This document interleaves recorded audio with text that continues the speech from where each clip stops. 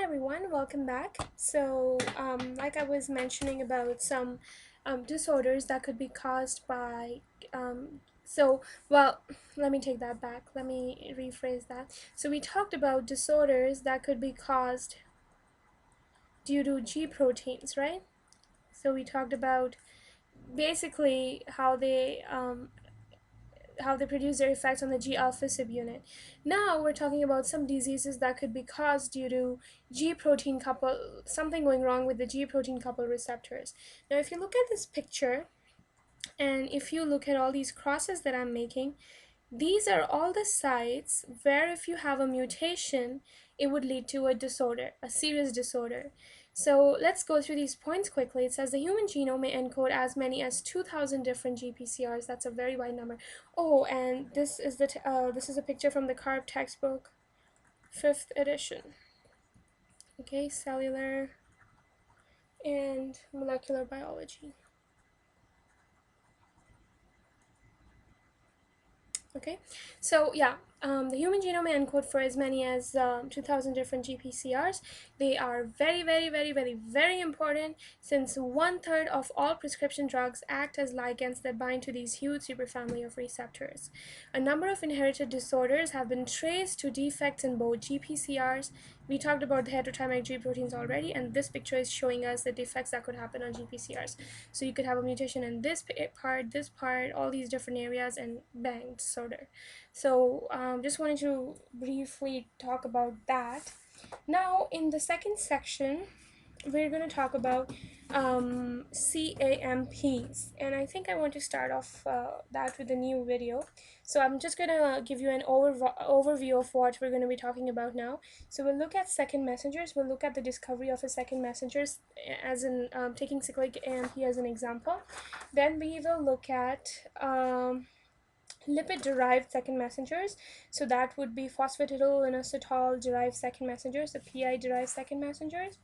Then we'll look at we'll talk about them in a very general view, but then we'll look into the background, and then we'll look at phosphatidylinositol metabolism, and then we look at PI3K lipid kinases, so something that can phosphorylate lipids. Okay, we'll look at that.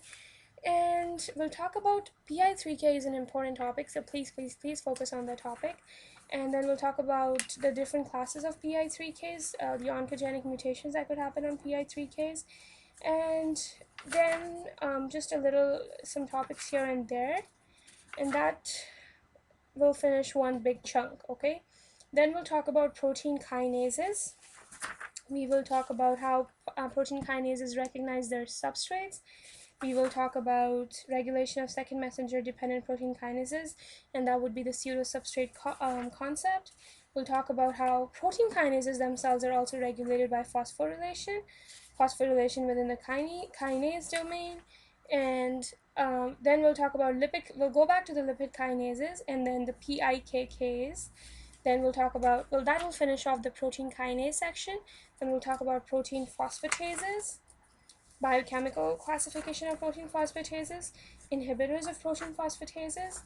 Then we'll talk about phosphatases does occupy a large chunk of this part, so we will talk about them in detail. So we'll talk about protein phosphatase 1. Then we'll talk about, and this is a detailed example of regulation of PP1 gene skeletal muscle.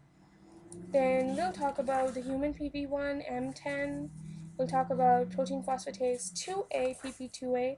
We'll talk about the trimeric structure of PP2A. We'll talk about PP2B. We'll talk about T cell activation and the role of PP2B in that process. Then we'll talk about protein phosphatase 2C, and we'll talk in detail about the TGF beta signaling. We'll talk about protein tyrosine phosphatases, then PTPase classification, and then some topics here and there. Then we'll talk about adapter proteins, docking proteins, transcription factors, and signaling enzymes. Then we'll talk about the RAS-MAP kinase pathway, which is again very important.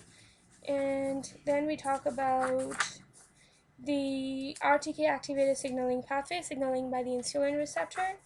And then we basically talk about the insulin receptor and diabetes, how it relates to it, role of calcium, and that's about it. Just a few more topics. So we'll see you guys in the next video.